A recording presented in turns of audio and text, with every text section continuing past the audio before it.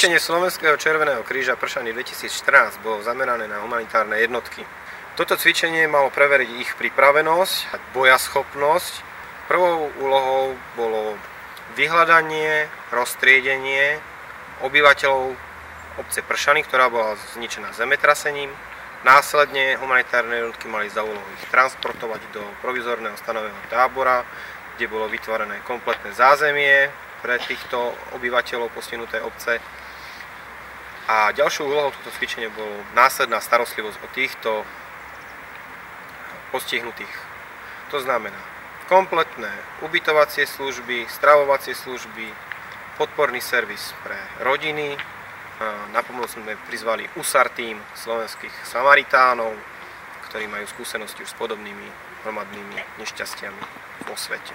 12. septembra 2014 bola plná zdravotnícka jednotka Asociácie Samaritánov Slovenskej republiky vyzvaná miestnym spolkom Červeného kríža v Banskej Bystrici, aby pomohla pri likvidácii prírodnej katastrofy, ktorá sa týkala zemetrasenia, ktoré vzniklo v obci Horné Pršany. Na tomto cvičení sme si preverili schopnosť jednať a fungovať v kritických podmienkach, schopnosť riešiť krízové situácie, schopnosť ošetrovať pacientov a zúčastňovať sa katastrof s hromadným postihnutím osôb v spolupráci nielen tak, ako sme zvyknutí medzi Samaritánmi, ale v spolupráci s Červeným krížom, ktorý ako nezisková nevládna organizácia na Slovensku už pôsobí dlhé roky. Prijatí výzvy od z centrály Asociácie Samaritánov Slovenskej republiky z Ľubovne, ako sme zvyknutí, som sa pobavil, nasadol do auta a prišiel do Banskej Bystrice, kde ma už čakala naša sanitka, kde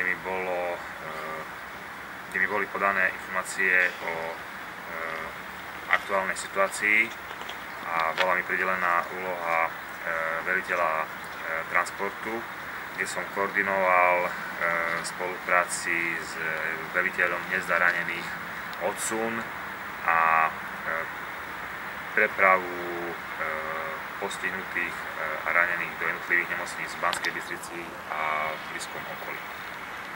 Činnosť som riadil v spolupráci s Milošom Karahutom, ktorý bol členom našej trojčlennej posádky.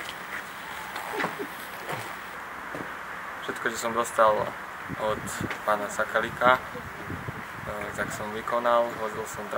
Transportoval som pacientov do zdravotníckych zariadení. Snažil som sa, aby to prebehlo čo najhladšie.